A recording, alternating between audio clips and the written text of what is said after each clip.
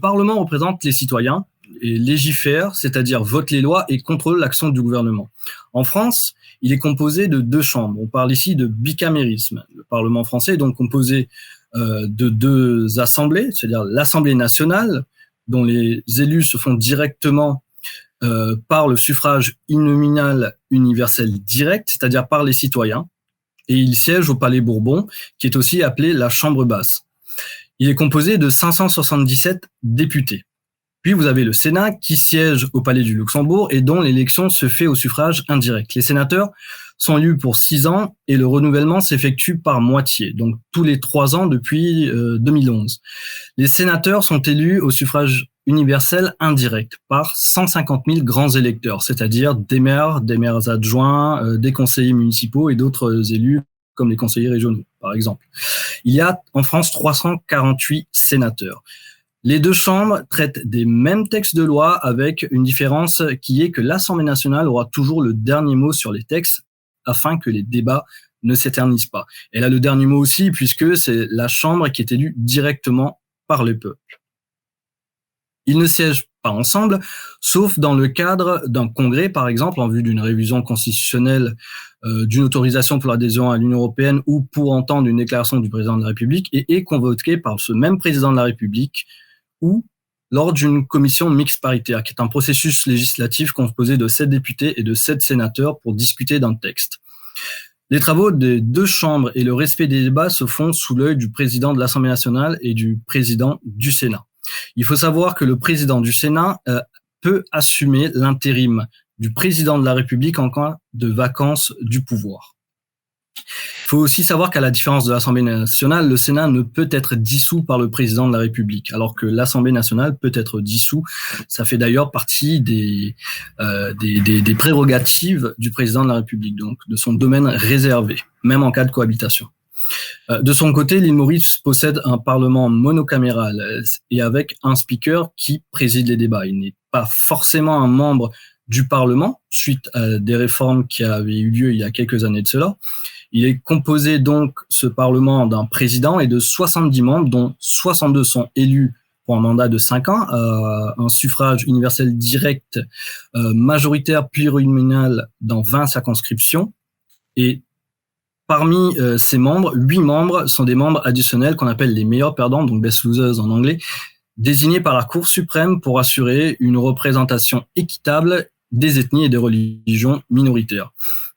Nous pouvons maintenant parler de 5 à 6 différences notables qui existent entre les 2 parlements.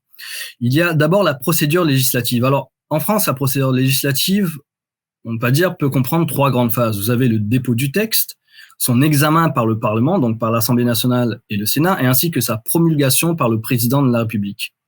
Après, bien évidemment, une éventuelle saisine du Conseil constitutionnel pour examen de la conformité du texte de la Constitution. L'idée est de rechercher en fait un consensus entre les 2 assemblées. Donc, si on doit faire une fraction de ce travail parlementaire, on commencera d'abord par une initiative. Donc, l'initiative de la loi est une compétence partagée qui appartient à la fois au gouvernement, qui va faire des projets de loi, et aux parlementaires, donc députés et sénateurs, qui vont faire des propositions de loi.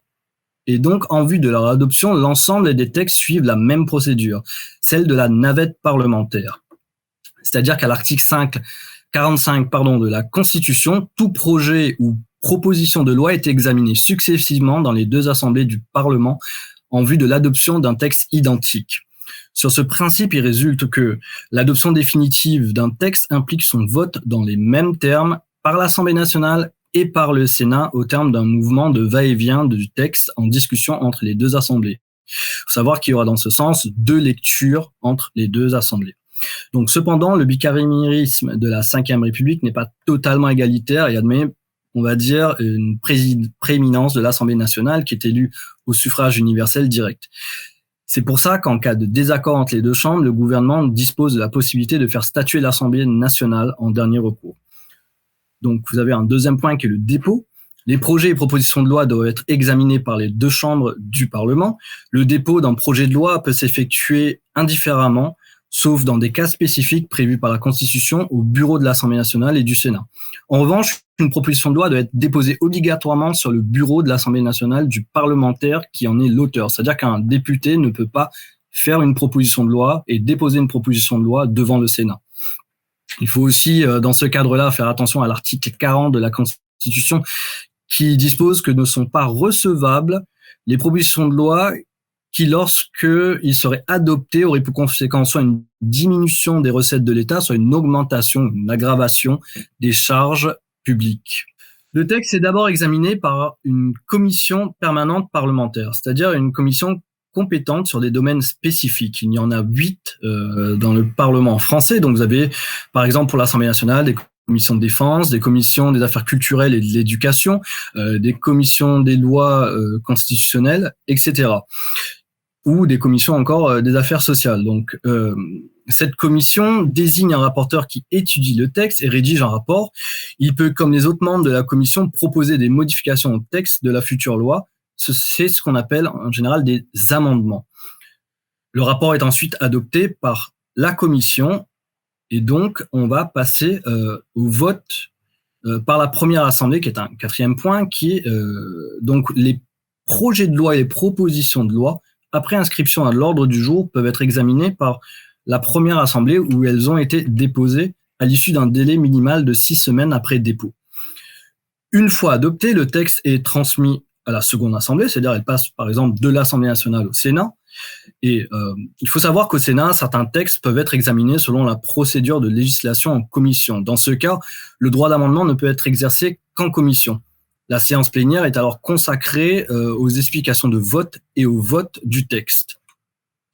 Enfin, vous avez la navette entre les deux assemblées. Alors, la seconde assemblée examine le texte selon les mêmes règles et après un délai de 4 semaines après sa transmission, donc 15 jours si le gouvernement engage ce qu'on appelle une procédure accélérée sur un texte, cette navette va permettre d'arriver à un texte qui sera en équilibre, c'est-à-dire égal des deux côtés de la Chambre, avec les mêmes articles et les mêmes points et les mêmes discussions. Et enfin, pour l'adoption, le projet ou la proposition de loi est réputé adopté lorsqu'il est voté dans les mêmes termes par les deux assemblées.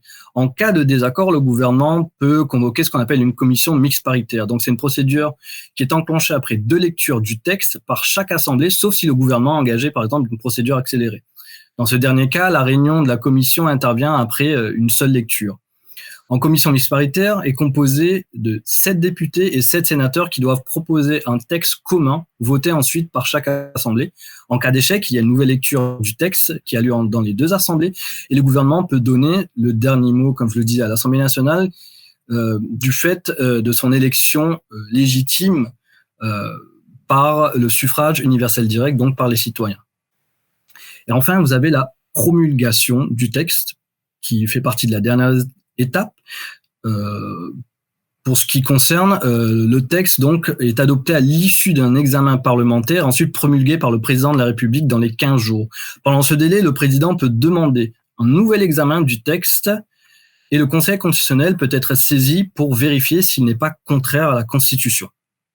Très rapidement, je vais juste parler du vote de la loi. Donc, le vote de la loi peut se faire sur différents types. Vous avez le vote par scrutin public ordinaire, il est de droit sur décision du président de séance, donc ça peut être le président de l'Assemblée nationale ou un vice-président, ou sur demande du gouvernement ou de la commission saisie pour fond.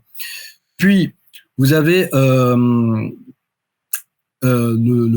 sur demande du président d'un groupe ou de son délégué, donc il aussi peut demander un vote par scrutin public ordinaire, ou sur décision de la conférence des présidents, qui est la réunion des présidents de groupe qui se réunit en général tous les mardis pour décider de l'agenda de l'Assemblée.